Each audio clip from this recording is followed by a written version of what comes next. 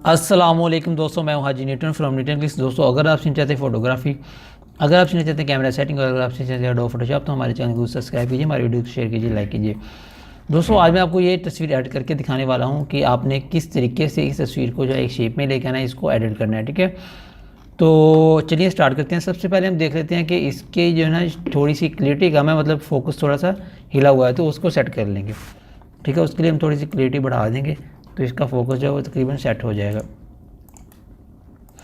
तो आप देख सकते हैं अब ये फ़ोटो थोड़ी सी क्लियर हो चुकी है। ठीक है, तो अब सबसे पहले हम देखेंगे कि इसके ऊपर हमने जो है हाईलाइट और शैडोज़ को कैसे मैनेज करना है। सबसे पहले हम जो है इसके हाईलाइट को थोड़ा सा कम कर लेंगे और शैडो को थोड़ा सा बढ़ा लेंगे, ब्लैक्स को थोड़ा सा वाइट में कर लेंगे, क्लियरिटी बढ़ा के हम इसको एक शेप में ले आएंगे। ठीक है,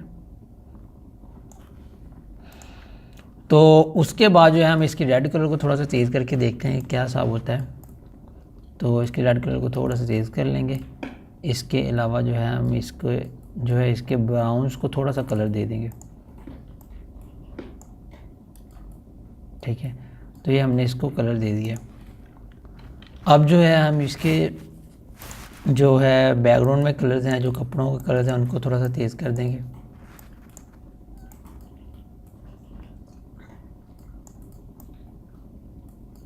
ठीक है, ये तो तस्वीर इस तरह की हो गई है। अब जो है हम इसकी जो है स्किन को टच करेंगे।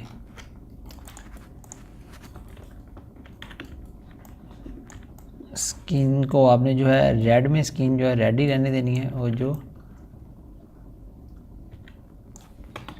जो स्किन है आपकी जहाँ पर वाइट लाइट पड़ी है उसको वैसे ही उसमें ही एडिट करेंगे। ठीक है, तो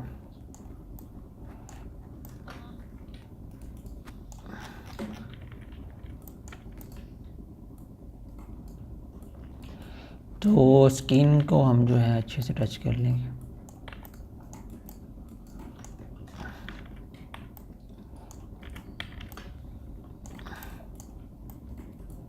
तो दोस्तों, हमने जो है स्किन को वो टच कर लिया है। आप देख सकते हैं कि स्किन जो है वो तकरीबन स्मूथ हो चुकी है।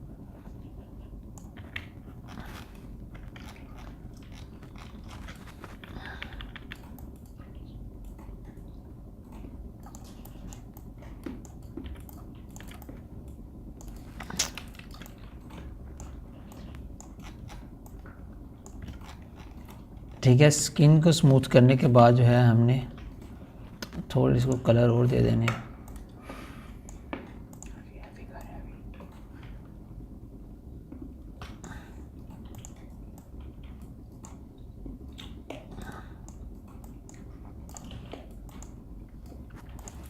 ठीक है, उसके बाद जो है हमने इसकी सिलेक्शन करनी है।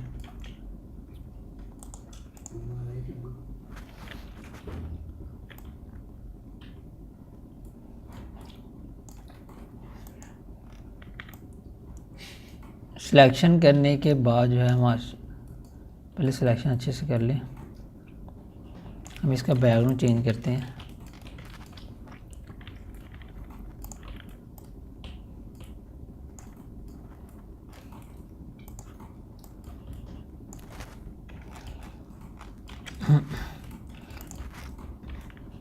तो ये हमने जो है सिलेक्शन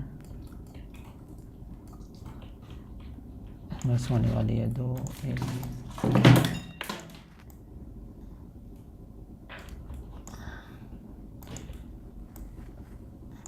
तो सिलेक्शन जो है वो थोड़ी सी रहती है 1 मिनट। लेकिन दोस्तों, हमने सिलेक्शन कर ली है और इसके बाद जो है हम थोड़ी सी रह गई, बस ये कर लूँ मैं।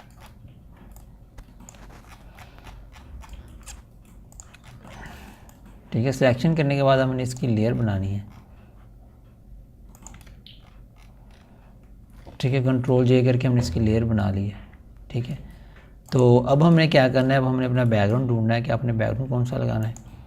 बैकग्राउंड जो है वो मेरे पास पड़े हुए हैं, तो मैं आपको बैकग्राउंड में से कोई बैकग्राउंड जो है लगा देते हैं इसके अंदर। तो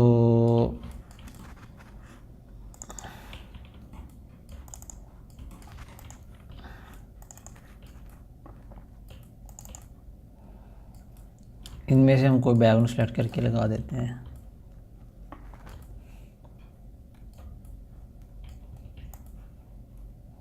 ये हमें एक बैकग्राउंड पसंद आ गया, ये वाला हम लगा देंगे। ठीक है,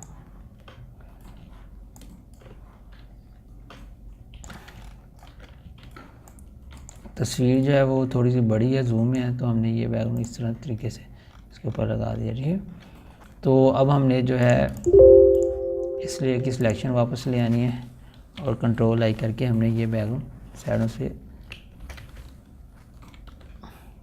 मिटा देना है। ठीक है, तो ये बैकग्राउंड देखिए अब मिट चुका है। अब हम जो है इस बैकग्राउंड की ओपेसिटी थोड़ी सी कम करने वाले हैं।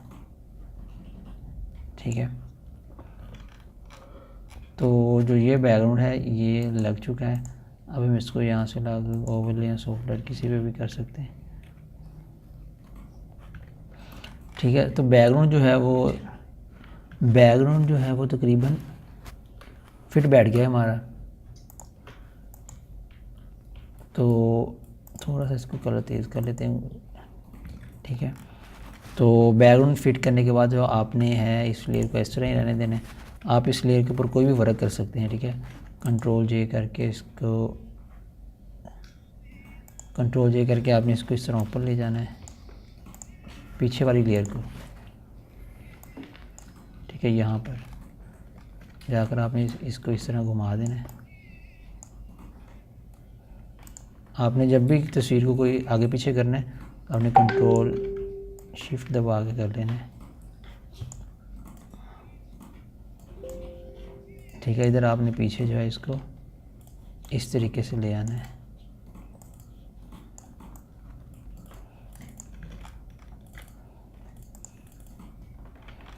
और यहाँ पर लाकर आपने इसकी ओपेसिटी जो है वो कम कर देनी है।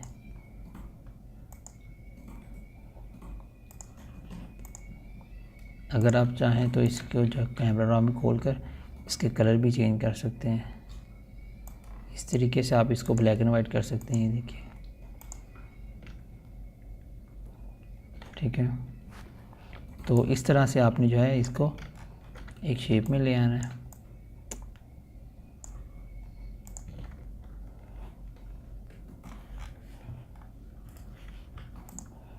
इसके ऊपर से हम थोड़ी सी कम कर देते हैं ताकि वो पिछली तस्वीर नज़र आए। ठीक है, तो ये देखिए ना, आप हमारा जो है पोर्ट्रेट एक शेप में आ चुका है। अब हम इन लेयर को मर्ज कर दें कंट्रोल शिफ्ट ई करके। अब इसके कलर्स के साथ थोड़ा सा यानी कि कंबाइन करते हैं इसको।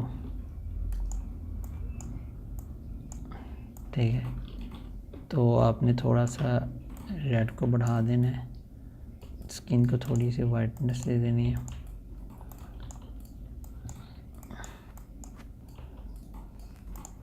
एफएक्स बढ़ा देने हैं और इस तरीके से जो है आपने इसको एडिट कर लेना है।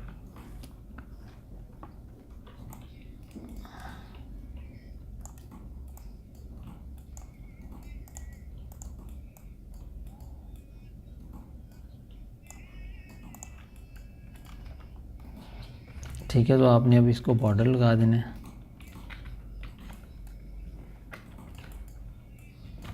कंट्रोल शिफ्ट ए खोल के आपने यहाँ से इसको बॉर्डर लगा देना।